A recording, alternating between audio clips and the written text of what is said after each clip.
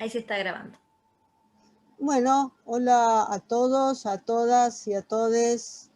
Nuevamente estamos en este ciclo Mujeres en el Teatro que coordinamos con Adriana Carrión. Este ciclo pertenece al Instituto de Artes del Espectáculo de la Facultad de Filosofía y Letras de la UBA. Somos un equipo de investigadoras que trabajamos sobre mujeres artistas, dramaturgas, actrices, escritoras y otras tareas dentro del ámbito teatral. Nuestra idea es hacer visible las tareas de mujeres que a lo mejor no se las conoce tanto porque están en otros lugares, lejos de esta ciudad monstruo que es Buenos Aires. Y justamente como después se sube al canal de YouTube, la idea es que otra gente de lugares distantes puedan conocer todo esto que nosotros estamos tratando de difundir. Hoy nos vamos a encontrar con Mariela Rígano, que bueno, la hemos conocido a través del ciclo de Solas y de otros ámbitos. Muy brevemente voy a leer parte de su currículum, que es muy extenso. Ella tiene formación en Teatro de lo Oprimido, que esto lo realizó en Porto Alegre, después nos va a ampliar el tema. Y bueno, ha profundizado estudios sobre la herramienta justamente del activismo social. También coordina un taller de Teatro de lo Oprimido en un hospital de día y ha integrado como actriz la compañía de teatro Los Beltri. También coordina como curinga de Teatro del Oprimido distintos grupos de teatro, hace teatro foro, trimaje, es decir, todas las técnicas que son de Augusto Boal. Es doctora en letras, se ha especializado en antropología lingüística y teatral, se formó en la carrera de grado y de posgrado en la Universidad Nacional del Sur, esto es en Bahía Blanca, provincia de Buenos Aires, y actualmente se desempeña como docente, coordina distintos proyectos de extensión universitaria, donde utiliza el teatro del oprimido como herramienta para abordar situaciones de violencia y la estigmatización social en distintas instituciones locales de la zona. En sus espacios teatrales explora capacidades expresivas del cuerpo y su potencialidad. También es consultora externa en la Escuela Superior de Arte Dramático Virgilio Rodríguez Nache de Trujillo, Perú. Bueno, además, como de tener su formación docente y su trabajo como docente, tiene una larga experiencia artística, integra el grupo, el colectivo femenino Mujeres de Pelo Suelto, que empezó a trabajar en el año 2017 buscando explorar el lenguaje estético en el marco de las temáticas de género. Ha hecho innumerables espectáculos teatrales desde ese año. No voy a nombrar todas porque son muchísimas. Ustedes las van a poder ver en las redes sociales que Mariela Rígano posee. Y también ha integrado en la creación colectiva la creación de textos dramáticos como Tríptico para un deseo, que es una parte que nosotros vimos en el ciclo de Solas, y ha presentado ahí algunos fragmentos. También, bueno, ha integrado espectáculos de varieté, de poesía y otros tipos de espectáculos. Bueno, también realiza un trabajo de extensión universitaria, como ya dijimos, y con ellos también ha llevado adelante toda una serie de conversatorios y de distintos encuentros, ¿sí? También se ha desempeñado como actriz dentro del teatro independiente con, bueno, un montón de espectáculos que ha realizado. Así que, bueno, la idea es hacerte algunas preguntas.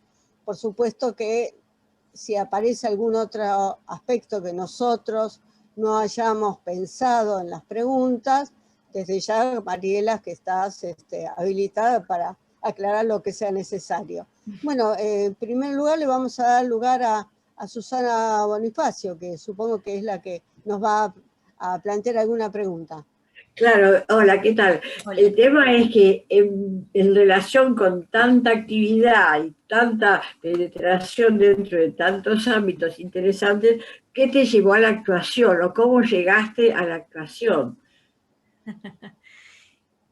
Yo actúo desde que soy muy chiquita, Ah, de manera asistemática y porque, bueno, mi abuelo era cantante de tango y- y tenía una facilidad natural para el humor y entonces también lo abordaba desde ahí. Y en casa se alentaba lo artístico así, digamos, también, es como una cosa cotidiana. Así que para mí la actividad teatral fue siempre parte del juego de la niñez. Nunca lo ah, pensé como, nunca pensé en estudiar teatro de manera formal, por eso cuando terminé la carrera la escuela secundaria y me tuve que anotar en una carrera universitaria, en la primera carrera que me anoté fue abogacía. Yo quería trabajar con lo social. Digamos, claro. toda mi adolescencia también milité en distintos espacios y trabajé en distintos espacios donde hacía trabajo social. Pero nunca se me ocurrió que lo artístico podía ligarse con eso mismo. Así que me costó mucho encontrar una carrera. Cuando encontré la carrera de letras fue casi azarosamente. Me había anotado por tercera, cuarta vez en una carrera y me anoté en filosofía, que tenía una materia en común con letras, y ahí fue que dije, ah, es por acá. Eh, Porque fue lo más parecido a lo artístico que había en la universidad donde yo estaba. Después yo hice la especialización en lingüística y empecé a trabajar con la lingüística desde lo social y me presenté en un congreso con un trabajo donde yo proponía, era muy joven y muy inexperta también, proponía trabajar desde lo teatral las capacidades lingüísticas y los derechos de los pacientes cuando se trabaja, porque mi tema de investigación tenía que ver con la interacción médico-paciente, cuando se trabaja con pacientes que desconocen sus derechos. Y bueno, y en ese congreso, la mesa donde yo expuse, la coordinaba Dubati, y cuando Dubati me terminó de escuchar, me dijo que tenía que estudiar teatro del oprimido. Y bueno, tuvimos una breve conversación sobre dónde, cómo. En ese momento era algo que estaba muy lejano, pero bueno, en ese momento también yo coordinaba presidía una fundación acá en Bahía Blanca que a final de año fue invitada a Brasil a difundir esa fundación. Y entonces aproveché el viaje a Brasil para contactarme con el Teatro del Oprimido y ahí fue cuando todo lo que yo hacía se ligó y comencé este tránsito donde el artivismo se volvió mi práctica dentro del aula y fuera del aula, y donde lo que es artístico creció. Ah, bueno, muy bien, perfecto, pero cómo se fue dando todo, pero Sí. una maravilla. Claro. Claro. Ahora, hay una cosa que me llama la atención, que junto con el teatro del oprimido, vos incluís otras poéticas, ¿no es cierto? Trabajás comedia del arte, trabajás teatro anarquista, incluso eh, trabajás con elementos que pertenecen a las vanguardias. ¿Cómo llegaste a ese cruce? Yo creo que soy una actriz eh, popular. Eh, Vengo de una casa popular, soy la primer mujer universitaria de mi familia. eh, y Y para mí siempre fue una preocupación que lo que yo hacía en el ámbito universitario redundara de alguna manera en beneficio de las personas que no pisan una universidad o que sienten que no tienen derecho a una universidad o que la universidad no es para ellos. Eh, También, digamos, porque en mi casa me impulsaron siempre a estudiar una carrera universitaria, pero mis papás no terminaron el secundario. Entonces, eso era como un deber. Y yo me siento muy cómoda en las estéticas populares. Siento que es un lenguaje que entiendo y que habita bien mi cuerpo. Y el teatro del oprimido tiene, si bien tiene todo un desarrollo teórico, tiene esa capacidad de trabajar con lo que hay. Y es lo que me permite a mí ligar distintas estéticas populares, o en el caso de las vanguardias, a mí me gusta trabajar con Cantor, y porque lo que yo siento es que Cantor trabaja con todo aquello que una sociedad descarta. Y desde ese lugar, y también Cantor trabaja las memorias, y el teatro del oprimido trabaja las memorias, y a mí como activista me parece que un pueblo que no tiene memoria repite permanentemente sus propias opresiones porque no puede comprenderlas. Entonces, desde lo estético y lo militante, son cosas distintas las estéticas que yo mezclo, pero tienen una base común, que es esto, que es el trabajo con las memorias y el trabajo con lo emergente. En ese sentido, Mariela, ¿podrías contarnos cómo surge este proyecto de creación del grupo de teatro popular, colectivo y feminista que vos desarrollás en el Departamento de Humanidades de la Universidad del Sur? Sí. Al principio ese grupo era Teatro del Oprimido. Pero bueno, en la medida que fueron pasando los años y que fueron como armándose distintos grupos dentro del mismo grupo, porque había intereses diversos, fue como, tuvimos la necesidad interna desde el grupo de armar una estructura que nos permitiera convivir, trabajar, nutrirnos, y al mismo tiempo que cada uno recorriera el lenguaje estético que más lo identificara. Entonces, así armamos esa gran estructura que es el grupo de teatro popular, colectivo y feminista, donde conviven mujeres de pelo suelto, chicas de colgar, pan y circo, el teatro del oprimido, y en este momento hay un grupo, por ejemplo, de chicas muy jóvenes que están cada grupo armando su propia colectiva dentro de ese colectivo, ¿no? Están, por ejemplo, Volanderas, que reúne un grupo que se llama, bueno, Mujeres de Pelo Suelto, y un grupo de chicas que están entre 15 y 22 años, que también exploran las temáticas de género, y que hemos hecho muchas cosas el año pasado juntas, porque manejamos una estética similar. Hay otro grupo de chicas que está experimentando el artivismo, pero todavía no encuentra cuál es el punto estético en el que va a posicionarse. Entonces, bueno, este es como un laboratorio, es lo que nos permite ese gran entramado que es el grupo.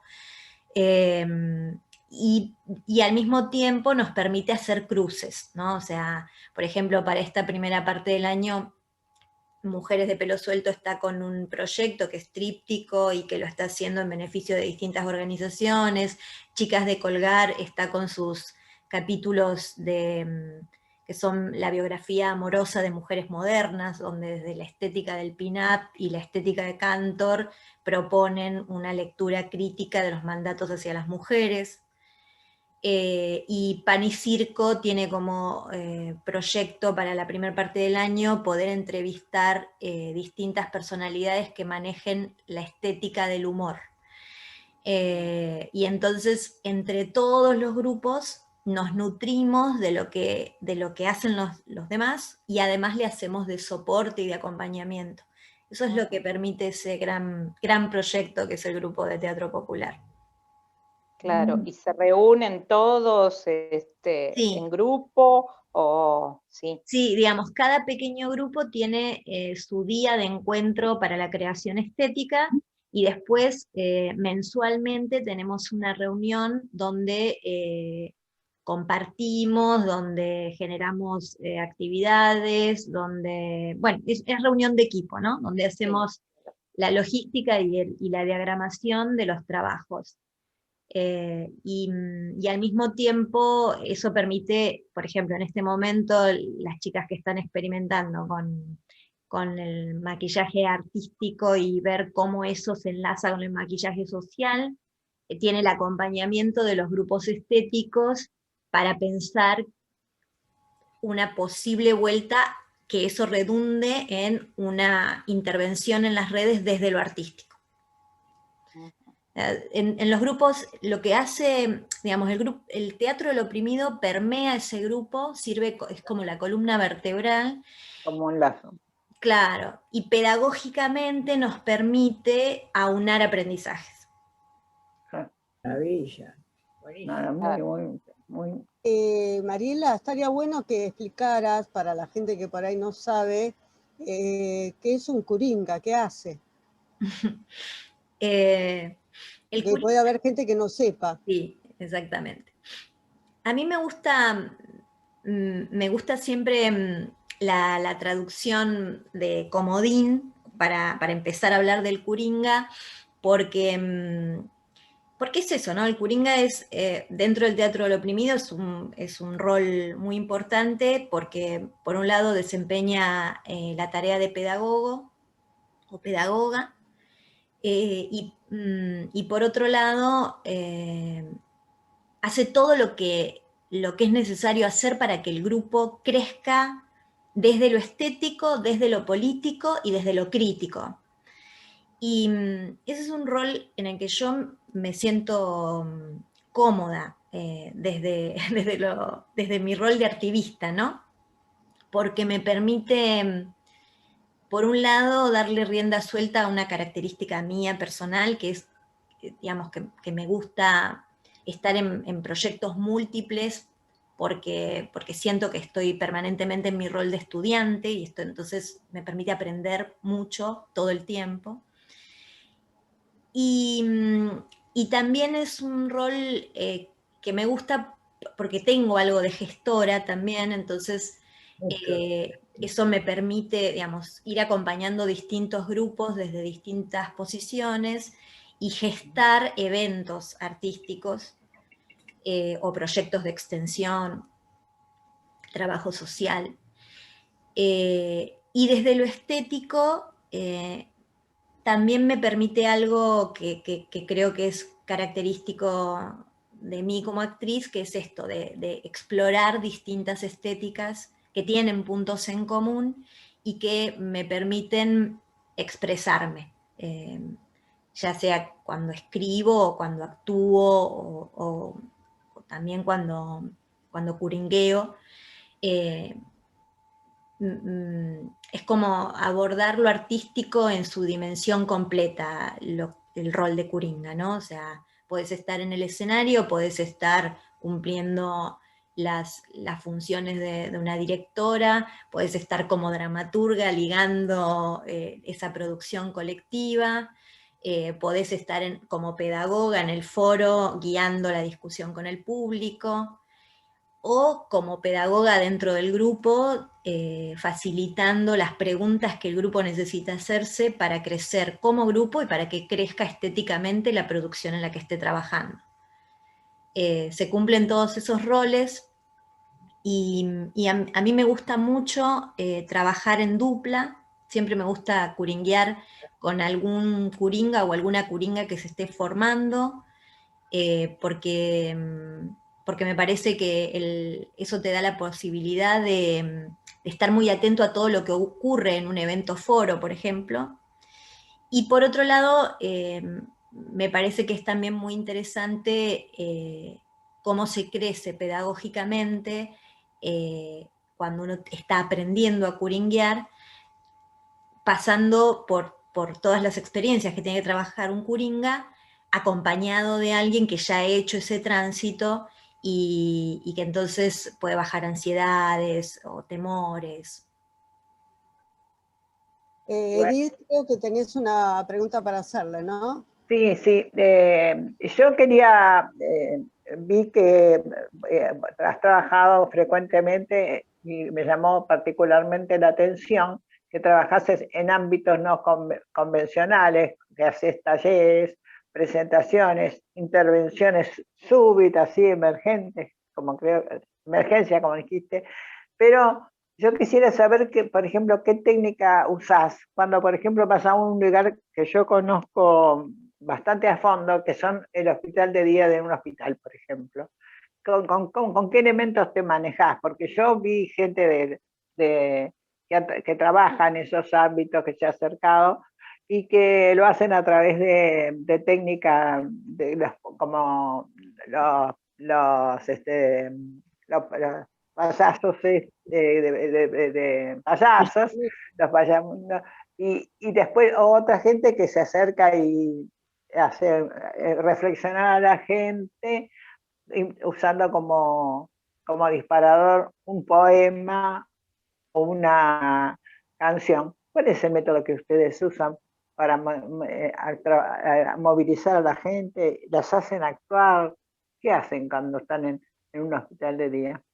Nosotros tenemos en el hospital de día un taller de teatro del oprimido y trabajamos, digamos, trabajamos lo escénico. Hay un grupo de teatro dentro del hospital que ahora ha cambiado, así que no sé si conservará, si va a conservar el nombre a partir de este año, pero hasta el año pasado se llamaba Los Estelares, donde desde las técnicas del teatro del oprimido se armaban obras de teatro. De hecho, la última vez que se hizo un encuentro presencial a través de la red de salud mental, participamos con una obra y fue muy lindo porque hicimos foro y se ofrecieron soluciones y se actuaron esas soluciones. Fue una experiencia muy linda, muy rica. Así que, digamos, el trabajo de entrenamiento es desde las técnicas del teatro del oprimido, y el año pasado, antes de que se interrumpiera por la pandemia, estábamos trabajando también, cruzando eso con técnicas de lo clownesco, porque estábamos trabajando esta idea de que, bueno, de tontos y locos todos tenemos un poco. Entonces, bueno, estábamos con ese juego. Después vino la pandemia y lo que hicimos fue, al principio, bueno, fue muy difícil sostener porque muchos de los usuarios no tenían un dispositivo que nos permitiera trabajar a distancia. Claro. Hicimos una campaña en la ciudad, conseguimos que la gente donara dispositivos, bueno, entonces lo pudimos sostener virtualmente. Y lo que hicimos fue, el año pasado readaptamos objetivos, hacíamos un poco de puesta en el cuerpo, y también estuvimos trabajando la escritura, porque yo en mis talleres, no solamente en el hospital de día, en todos los talleres trabajo mucho el acceso a la palabra oral y el acceso a la palabra escrita. Entonces, mucho del material que producimos para obra, que no queda en las obras, editamos libritos que después se reparten, que pueden repartirse por fuera de la obra, o el día de la función es un material que la gente también puede llevarse. Así que el año pasado estuvimos trabajando en eso, y este año que acá en Bahía estamos muy complicados para la presencialidad, en esta primera parte del año al menos, vamos a trabajar igual, con los dispositivos, poniendo el cuerpo a través de un Zoom, y con lo que es escritura, abordar todo lo que es la estigmatización del paciente que tiene una dolencia mental. Que además muchos de ellos escriben, son poetas. Hasta el año pasado se participaba en un proyecto de radio local con ese material, y este año tenemos también el proyecto de, como estamos con estas plataformas, Claro. de crear pequeños cortos tipo biodrama, que también puedan cada uno de los usuarios mostrar cómo el arte habita sus vidas y cómo eso enlaza con la vivencia que se tiene desde el padecimiento mental. Claro. También me interesaba, perdóname que te pregunte demasiado, ¿cómo trabajás en las cárceles? ¿Trabajás en una cárcel que yo no conozco? Porque Bahía solamente pasé un par de veces en mi vida, me encantó llegar con el coche y ver la ciudad abajo, todo eso, pero realmente con el ambiente artístico no estoy conectada, y con el carcelario tampoco, gracias a Dios. Pero me pareció que era un lugar un trabajo muy duro.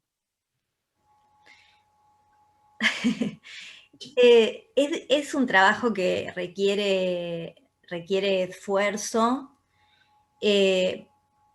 pero si yo te tuviera que decir un ámbito en el que pedagógicamente me haya sentido muy satisfecha y muy enriquecida, es el ámbito carcelario. O sea, es donde yo he sentido que lo que hago cobra un sentido pleno. Yo trabajé en una época en el penal número 4, que es el de Bahía Blanca, y ahora estoy trabajando en el UP 19, que es de Saavedra, que es una localidad que está cerca de Bahía. Cerca de Bahía, sí. Cuando empezamos con el proyecto actual en UP 19, era un proyecto que se bajó desde el Ministerio de la Nación, que tenía como objetivo la lectura, nada más. Y nosotros desde el grupo le hicimos una contrapropuesta al ministerio que aceptó, que era trabajar la lectoescritura desde el cuerpo. Entonces ahí entró el teatro.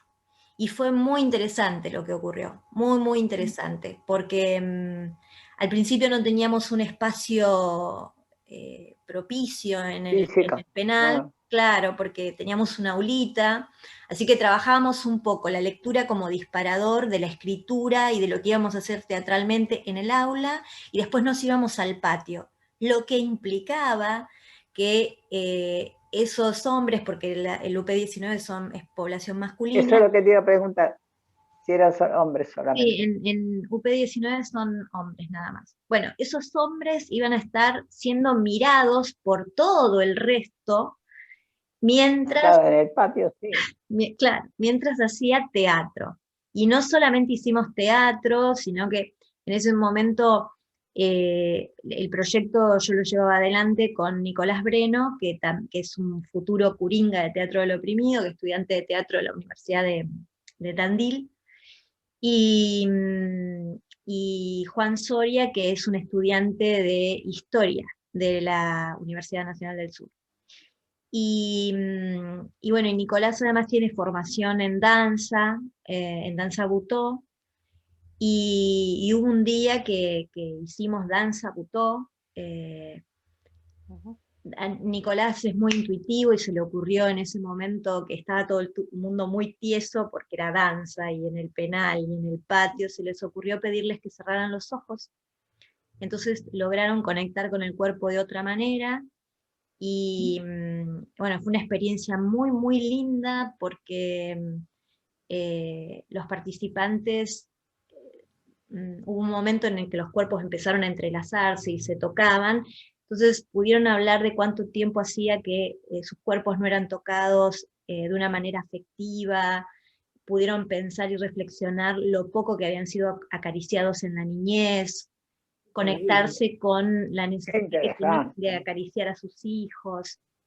Y sí, fue muy interesante, y eso es lo que nos permite el arte cuando lo pensamos ampliamente, ¿no? Cuando nos corremos de las barreras que incluso nos imponemos nosotras y nosotros mismos para trabajar. Pasan estas cosas donde lo personal y lo estético se imbrican bien, y es maravilloso. Ah, sí, me imagino que debe ser muy enriquecedor para ustedes. A ellos, a quienes seguramente esto no va a pasar inadvertido en sus vidas, pero también para ustedes que están trabajando en esto. Sí, además hicimos una publicación con todo lo que se escribió en ese taller, que fue un montón. Sí, como que estéticamente fue muy productivo también. Gracias. Susana, te damos la palabra.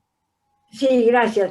Yo justamente ahora me doy dando cuenta cómo, hasta qué punto Guillermo Vilaseca y Nélida Zacalit entonces han colaborado con ustedes a través del psicodrama. ¿Cómo fue esa relación? Bueno, cuando me formé en Teatro del Oprimido, o sea, tuve el contacto en Brasil, después vino Armindo Pinto, que fue mi curinga, a Argentina para un encuentro de teatro y también tuvimos un entrenamiento, pero después fue a distancia y fue, digamos, lo que yo iba creciendo como artista y lo que me iba animando y me iba permitiendo a mí misma como curinga. Entonces en algún momento estuvo la necesidad de que lo que era tarea de coordinación grupal estuviera supervisada.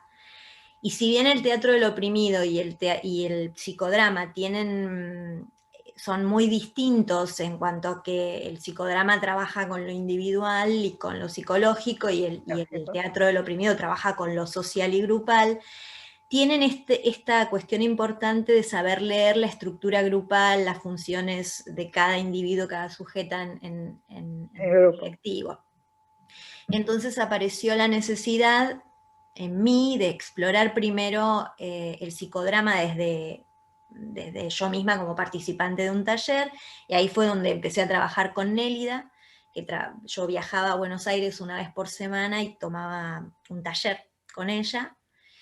Y después, con el tiempo, ya coordinando acá en Bahía talleres, apareció la necesidad de la supervisión. Y la verdad que siempre decimos con Guillermo, fue como muy azaroso nuestro encuentro, porque a mí me habían recomendado un supervisor, yo me contacté con esa persona, que ya ni recuerdo el nombre, y cuando le conté a ese psicólogo lo que yo necesitaba, me dijo, no, pero mirá, acá en el edificio donde yo trabajo hay un hombre que hace psicodrama y que hace análisis de esa perspectiva y te va a venir mucho mejor. Y me puso en contacto con Guillermo. Y así azarosamente empezamos a trabajar juntos, que hacíamos supervisiones online, cuando eso no era nada frecuente, y fue un crecimiento para mí súper importante, y Guillermo dice que para él también, porque implicó esto, supervisar a alguien a distancia a través del online, que en ese momento lo hacíamos por Skype. Pero bueno, y después con Guillermo hemos dado talleres de masculinidad juntos, hemos hecho presentaciones acá en Bahía y hemos hecho talleres también acá en Bahía, donde nos hemos trasladado. Pero el trabajo inicialmente fue ese, él supervisó mi tarea con los grupos durante mucho tiempo. En un momento, cuando recién iniciábamos la universidad, nos puso una pantalla enorme en un aula muy grande donde nos reuníamos, yo con el grupo, con el equipo de estudiantes que me acompañaba, y Guillermo en Skype, y eso se proyectaba en una pantalla, y entonces nos teníamos que acercar al micrófono de la computadora para hablar. Claro, para poder que... Fue toda una logística y una experimentación con las técnicas de supervisión a distancia. Fueron como 2 o 3 años, que además él supervisó toda la tarea que yo hacía en escuelas acá en Bahía Blanca y la zona, así que fue muy enriquecedor también, muy, muy enriquecedor.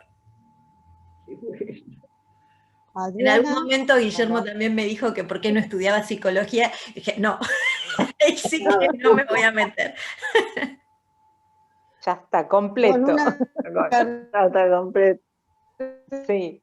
Mira, yo quería preguntarte cómo se origina y quiénes integran el grupo Mujeres de Pelo Suelto, ya que a su vez ustedes presentaron y escribieron colectivamente el tríptico de un deseo que presentaron en Solas, ¿no? En Solas Única Escena. Sí. Si podías contarme un poquito eso, cómo surge y cómo fue escribir a 4 manos, diría. A 6.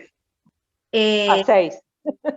Con las chicas nos conocemos, nosotras participábamos en un taller de entrenamiento teatral, porque también, digamos, eso es una característica nuestra, que es no dejar nunca el entrenamiento, estar siempre en una posición de aprendices. Y entonces nos conocimos en un taller de entrenamiento, y a partir de actividades en el taller fuimos coincidiendo estéticamente y en el trabajo, conociéndonos, y bueno, y a partir bueno, te empezás a conocer, empezás a ver que también tenés intereses comunes desde lo ideológico, y entonces empezamos a trabajar en puestas escénicas que tenían que ver con temas que involucraban a las mujeres, las violencias, los mandatos. Así surge la necesidad de agruparnos. Primero no teníamos un nombre, o sea, trabajábamos juntas, Claro. nada más. Y después aparecen Mujeres de Pelo Suelto. Y Tríptico es una producción, digamos, nosotras estábamos en un proyecto con otras compañeras incluso, cuando todavía no estábamos en pandemia, y a partir de la pandemia, bueno, nos aislamos y demás, se volvió como muy difícil seguir sosteniendo ese proyecto, porque no todas nos llevábamos de la misma manera con la virtualidad, no todas queríamos. Y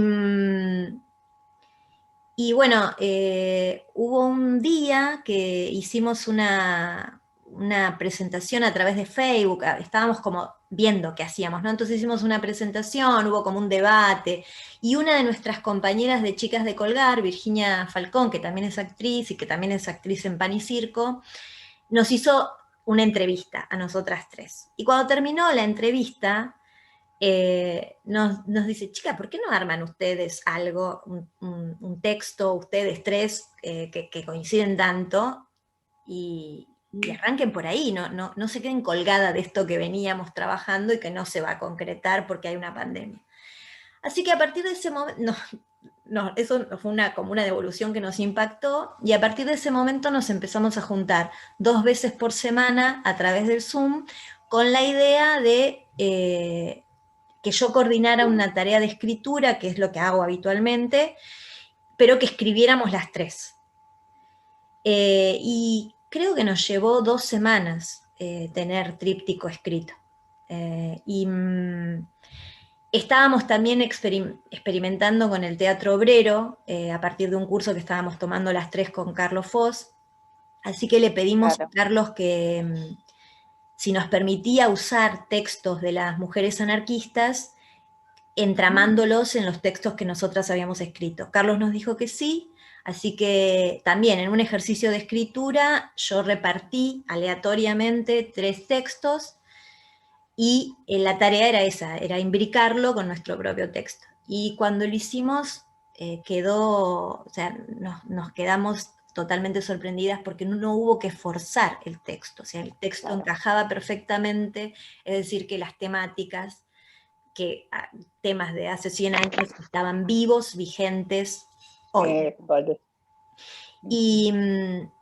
Y bueno, y así surge Tríptico. Paralelamente, las chicas de San Juan estaban armando solas Única Escena, y dijimos, ¿y si mandamos? ¿Y si no? Y si sí, bueno, mandamos. Y a las chicas les gustó y lo tomaron. Bueno, y Tríptico, bueno, creció, creció y creció a partir de ese momento. Y fue una tarea muy interesante escribir juntas, porque además era totalmente, fue como un laboratorio, fue aplicar lo que suelo hacer con las personas en los talleres a nosotras mismas y ver qué resultaba. Y sigue siendo hasta el día de hoy. A veces cada una de nosotras se encuentra con que lo que escribió para un personaje en la vida cotidiana de cada una late fuerte, y te encontrás diciendo lo que dice el personaje, ¿no? Sí, no es personaje, realmente. Sí. ¿Y cómo le resultó a ustedes como experiencia verse? ¿Vos te parece que ya tenías experiencia de trabajo online, por lo que me contás, con las supervisiones y todo eso? Pero ¿cómo fue largarse al ruedo de de esta experiencia bastante, que nos tomó un poco de sorpresa a todos, de hacer 3 textos y encarnarlos y que los dirigiera otra gente.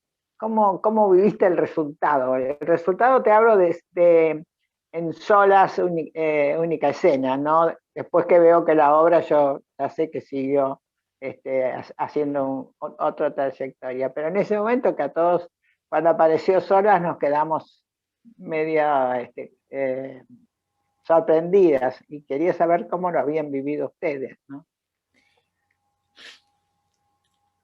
Tiene como de todo, ¿no? Porque por un lado, yo no, antes, digamos, había tenido experiencias en las redes, pero como les decía, desde una supervisión. Sí, por eso. Siempre sí me había llamado mucho la atención el trabajo del ciberfeminismo en las redes. Eso es algo que yo seguía de antes, pero nunca había hecho nada yo. En mi caso creo que ayudó a que no me resistiera el hecho de que trabajo en espacios no convencionales. Entonces, mi cabeza siempre funciona Claro. detectando qué es lo que hay. Esto es lo que hay, esto es lo posible, no me pongo a lamentarme por lo que no tengo, sino que con lo que tengo hago lo mejor que puedo. Eso es en la cárcel, en el hospital de día, en la calle, en la plaza, en donde sea. Y acá fue más o menos lo mismo, al principio era una cámara, y después dije, bueno, es esto es lo que hay, esto. Y llegó un momento después que uno ya no notaba la cámara. Digamos, la gran diferencia que yo pude notar fue, una cosa fue cuando me tocó trabajar sola, y que era yo sola en escena, y otra fue cuando participamos, por ejemplo, con Adriana Di Tilio en el ciclo de Yendo en duplas, donde... Pero la diferencia no es estética, Aclaro que es el ciclo Yendo de la cama al living. Claro, en el de Mendoza. Sí. Nosotras Sí, estuvimos ahí como dupla y la diferencia es afectiva, porque cuando con solas nunca me sentí sola en el sentido de que uno está muy acompañada en lo creativo y en el manejo de los dispositivos por las chicas. En el caso, pero bueno, cuando se apaga la cámara o sea, cuando se enciende la cámara, se apagan las demás y estás actuando, sos vos sola actuando. En cambio, cuando trabajé con la dupla, éramos nosotras dos. Entonces, eso que uno puede vivir en el escenario, de que los ojos del compañero o la compañera te salvan, eso estaba vigente y afectivamente... Era mucho más fácil. Te debe haber resultado más fácil la impresión, ¿no? Porque sí, siempre no sé si es fácil, pero sí afectivamente había algo que pegaba muy bien, y también tuvo que ver por ahí con que ya llevábamos mucho tiempo de encierro, y entonces encontrarme con la compañera con la que siempre comparto escenario, porque con Adriana he trabajado en infinidad de obras, incluso las dos formábamos parte de la compañía Beltri, en Carolina Beltri, o de cómo contar una historia de amor. Ella era la actriz que me ayudaba en los cambios de escena, pues yo tenía creo que 3 o 4 cambios de vestuario en esa obra, y era ella la que, yo salía de escena, ella me sacaba el vestido, me ponía lo que seguía. Ponía el otro. Entonces es una actriz con la que yo me siento muy hermanada, entonces, y es mi sostén, la Tana. Así que reencontrarnos en el escenario virtual, en ese trabajo en duplas, fue muy, muy amoroso también, muy necesario.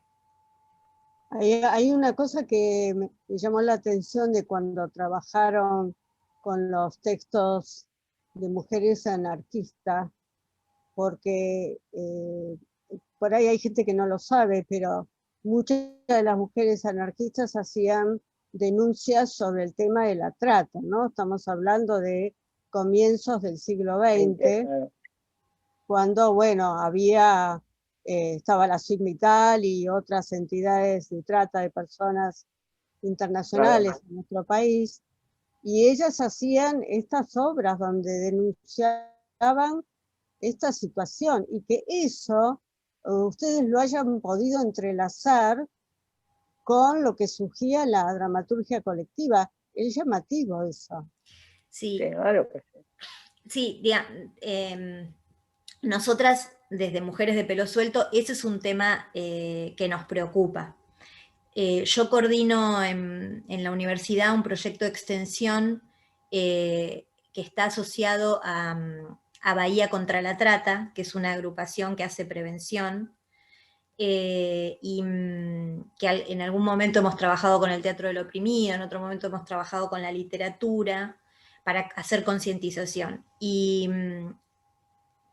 Y habíamos hecho hace un par de años un intento de, desde Mujeres de Pelo Suelto, tener alguna creación que se pudiera poner a disposición de Bahía contra la Trata, y bueno, en ese momento había otros proyectos también, entonces no terminó concretándose, y cuando comenzamos a escribir Tríptico para un deseo, yo di un disparador y cada una de nosotras escribió en función de ese disparador. El disparador era inespecífico, o sea, no es que iba directamente vinculado, pero bueno, los temas que a uno le interesan siempre están en una resonando, ¿no? Y Adriana Di comenzó a escribir una historia que tenía que ver con una mujer que era víctima de la trata. Y bueno, y el personaje de ella tiene que ver con esto. Los textos de las mujeres anarquistas vinieron perfecto, porque además el teatro anarquista siempre propone una salida esperanzadora, y entonces nosotras, desde el teatro que nosotras hacemos, también, digamos, pedagógicamente buscamos eso, la salida colectiva y esperanzadora.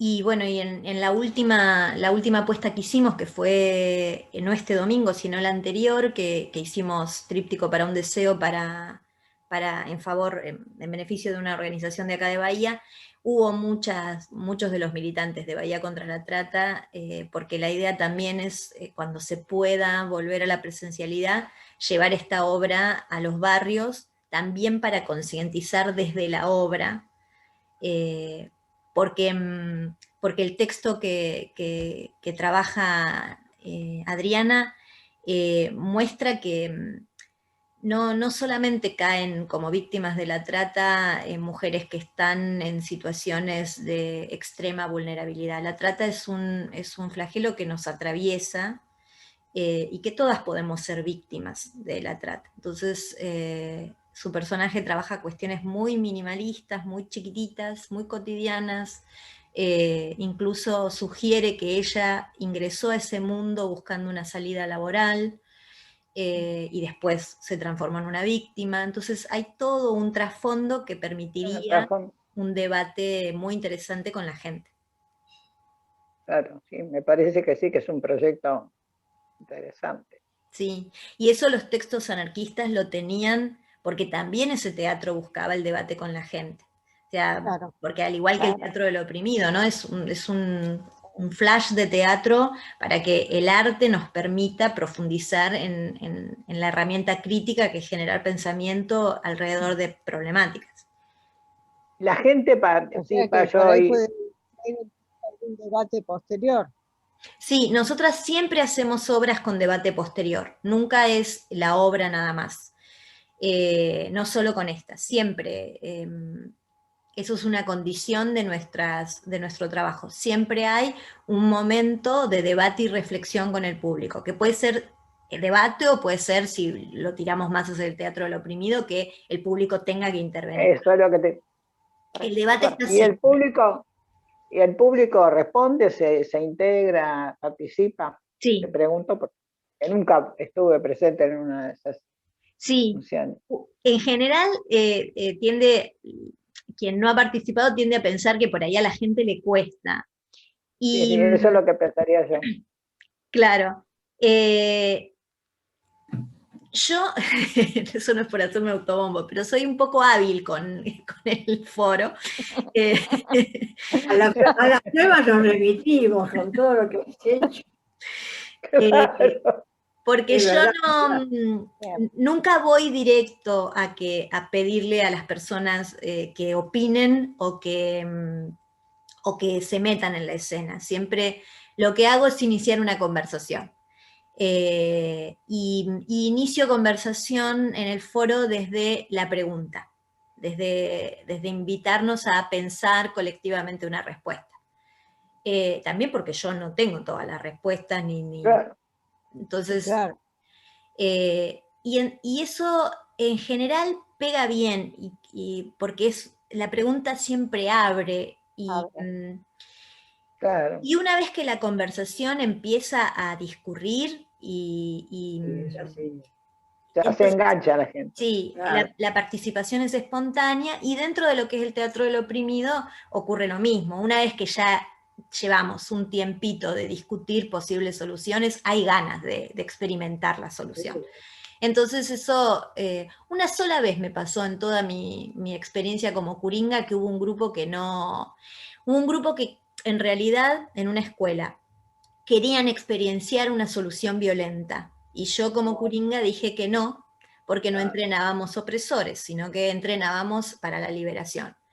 Claro. Y fue no sé, unos 15 minutos donde la propuesta era la violencia, y que si esto no se soluciona por la violencia, no se soluciona. Entonces dije, bueno, entonces si es así, aquí terminó el evento artístico, saludamos y nos fuimos. Y al día siguiente nos presentábamos en otra escuela, y muchos de los chicos de esa escuela se fueron a la otra porque querían intervenir, e intervinieron con soluciones que ya no eran violentas.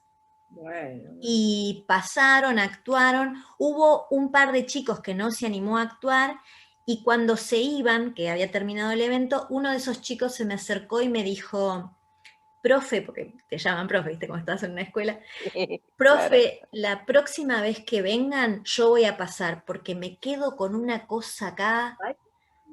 Ay, qué Pobre. bueno. Y estuvo bueno, Vieja. porque eso es, Sí, yo les decía a las curingas que se estaban formando conmigo en ese momento, que a veces la frustración es el mejor elemento para la liberación. Porque el Claro. quedarse con esa cosa acá fue también lo que hizo que se cruzara de una escuela a la otra al día siguiente, Claro. y iba a ser lo que en el siguiente evento hiciera que le pusiera el cuerpo a la temática. Claro. Claro. Está muy bien. sí, Bueno, totalmente. Bueno, ese es el interesante. timing que me ha dado el entrenamiento con Guillermo Vilaseca también, ¿no? O sea, cómo en saber medir los tiempos grupales, y poder no forzar yo, ante las ganas de que el grupo pueda solucionar la obra, no forzar yo esos tiempos. Y permitir esto, ¿no? Decir, bueno, hoy llegamos hasta acá. Y eso con el tiempo incluso me ha servido para también el manejo interno del grupo de teatro popular colectivo y feminista, porque son muchas agrupaciones y cada una tiene su tiempo de maduración, su tiempo crítico también. Claro. No, es bastante diverso, no es un grupo muy homogéneo por lo que vos contás, ¿no? No, no es homogéneo. Más difícil todavía, entonces. Sí. Sí, eso nos enriquece un montón, pero también puede provocar fricción. Entonces, el saber manejar esos tiempos es lo que descomprime la tarea creativa y la fricción. Claro. Bueno, Mariela, la verdad que es muy interesante todo lo que mostrás, desde tu relato, de experiencias muy ricas, porque no es fácil coordinar tantos grupos y con realizaciones tan diferentes, ¿no? Digamos, en cuanto a coordinación. Y aparte, bueno, que abre la posibilidad de otras experiencias, ¿no? Supongo que cuando superemos la pandemia, permitirá expandirte para otros lugares, que no sean solamente la virtualidad, sino otros sitios. Y me parece como muy interesante porque es como que muestra que ese cruce de estéticas que trabajás sirven, ¿no? Y apuntan a una transformación social, ¿no? Eso me parece como muy rico, cómo el teatro está al servicio de esa transformación. Y la verdad que me gustaría, en otro momento que por ahí se dé, poder ver alguna de esas experiencias. Porque yo no he Eso, visto ninguna. Hemos visto claro. videos, pero no es lo mismo ver los videos en YouTube o en Facebook que verlos en presencia, ¿no? Y ver cómo se da. Así que esperamos que en algún momento podamos presenciar. Sí, seguramente esto va a pasar. Lo que yo sí me llevo como aprendizaje de la pandemia es que no hay que abandonar el territorio ganado. Y el territorio de las redes es un territorio ganado para el teatro y para mí no es que voy a seguir haciendo toda la vida solamente a través de estos medios, pero sí no los voy a abandonar. Digamos, esto va a seguir permeando las creaciones estéticas y porque también me va a permitir, hay mucho trabajo, por ejemplo, que yo hago en la zona, con la creación en la zona, alrededor de Bahía Blanca, que antes el ritmo se veía, digamos, beneficiado o perjudicado por la cuestión de cuando había dinero y se podía viajar y cuando no había dinero, bueno, se suspendía. Estas plataformas me van a permitir seguir en contacto con los grupos que son de afuera de Bahía Blanca, en una coordinación más presente a través de estas plataformas, incluso para la creación estética, ¿no? Claro. Y eso para mí es un aprendizaje de este momento, de la pandemia. Sí, Así que sí. Y ojalá podamos juntarnos y que Aparte, podamos para mí, presenciar algo. Esperemos que sí. esperemos que sí, Dios mío. Claro. Bueno, Mariela, te agradecemos muchísimo tu tiempo, la charla, la verdad que da para mucho, pero tampoco queremos abusar no solamente de vos, sino también de los videntes que vayan a ver este trabajo. Por supuesto que en otra ocasión por ahí va a aparecer otra entrevista más adelante. Y bueno, estamos en contacto y querríamos que nos tengas al tanto de lo que van haciendo, ¿no? Para difundirlo. Bueno, muchísimas gracias. Yo les agradezco a ustedes el interés Oh, y lo amena de las preguntas. Fueron súper interesantes todas las preguntas y la charla en general. Así que nada, agradecerles. al contrario, gracias a vos. Gracias Muchas a vos. gracias, muchas gracias. Muchas gracias. Maravilloso. Un gusto Muchas gracias conocerte. a vos. Igualmente, Un Un igualmente. gusto, un gusto. Nos vemos Realmente. pronto, Mariela. Hasta pronto. Hasta Gracias. pronto. Entonces, chao, hasta luego.